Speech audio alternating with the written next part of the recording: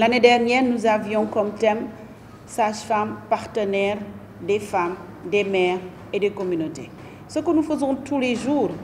et quand on veut être partenaire avec quelqu'un, on se doit de tout faire pour centrer toutes nos actions autour de cette personne ou de cette cible qui est la mère et l'enfant. Et c'est ça qui nous a amené aujourd'hui, cette année, à choisir, en conformité avec l'ICM, qui est la Confédération internationale des sages-femmes du monde, de faire en sorte de dire comment nous allons utiliser cette instance ou cette manifestation de la Journée internationale de la sage-femme pour montrer que nous avons un rôle prépondérant en tant que sage-femme dans les soins, dans l'atteinte de tous les objectifs, surtout les objectifs de développement durable. Et c'est ainsi que nous avons choisi d'être les sages-femmes, les leaders dans la qualité des soins. Et pour être leader quelque part, il faudrait qu'on puisse dire comment on doit être, quelle est la personne, comment elle doit se faire. Donc dans les soins, nous ne pouvons faire des soins qu'en nous basant sur des normes et des standards.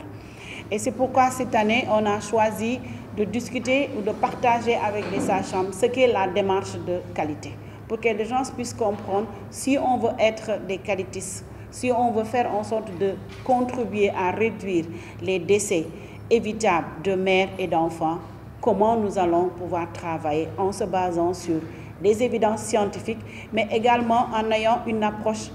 systématique qui permet de dire comment les sages-femmes doivent faire pour pouvoir travailler avec les populations et contribuer ainsi à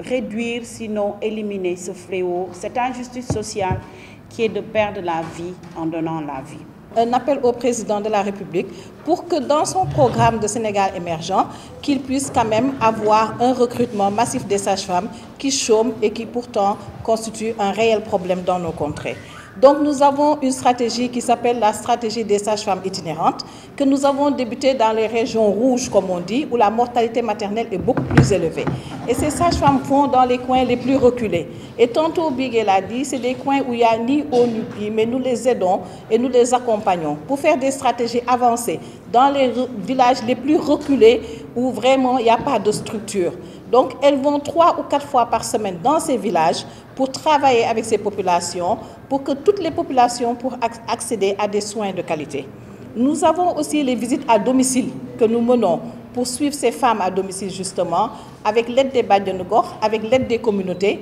et pour pouvoir arriver à toucher le plus de femmes possible. Donc visite à domicile intégrée avec des soins à domicile pour la mère, l'enfant, mais aussi pour l'adolescent. Nous avons aussi des formations pour que toutes les sages-femmes soient reformées et que les sages-femmes soient formées en échographie pour pallier aux complications les plus urgentes et pouvoir référer la dame à temps. Nous avons un programme de renforcement des soins de santé maternelle et néonatale qui est le PRESMEN que nous avons testé dans tout le Sénégal, dans toutes les 14 régions et que nous allons passer à la phase 3 pour vraiment généraliser ce truc où toutes les femmes sont reçues pour améliorer l'accueil, pour que les femmes accouchent dans les structures de la même manière qu'elles accouchent dans les maisons. C'est un principe qui fait que la femme, elle accouche avec le style qu'elle veut. Elle adopte le style qu'elle veut, elle peut se coucher, et il y a une relation interpersonnelle avec le personnel qui fait que ces sages-femmes-là accueillent beaucoup plus ces femmes et c'est vraiment un climat convivial où ces femmes, et on a vu que les indicateurs avec cette méthodologie, je ne dirais pas que c'est seulement cette méthodologie, mais en tout cas il y a une montée des indicateurs qui indique que c'est quand même un plan qui peut marcher. Nous avons actuellement une grande formation qui se passe à Dakar, où il y a 100 formateurs qui vont être dans toutes les régions du Sénégal et qui vont former sur la stratégie Help Baby Bref, qui est aider le bébé à respirer, où toutes les sages-femmes, où qu'elles soient, puissent être formées pour pouvoir prendre en charge ces bébés avec des difficultés à la naissance, quel que soit le lieu où elles se trouvent. Où toutes les mamans, les mères qui donnent naissance, puissent être aider et survivre à ce qu'on appelle l'hémorragie de la délivrance, d'où cette pertinence de ce thème que l'Association des sages-femmes a choisi aujourd'hui. Et le plus, c'est qu'on s'est rendu compte. Pourquoi qualité? Parce qu'on s'est rendu compte que quoi qu'on fasse, quand il n'y a pas la qualité, on ne peut pas réduire la mortalité maternelle. Donc la qualité, les soins de qualité sont un atout majeur dans la lutte contre la mortalité maternelle et néonatale.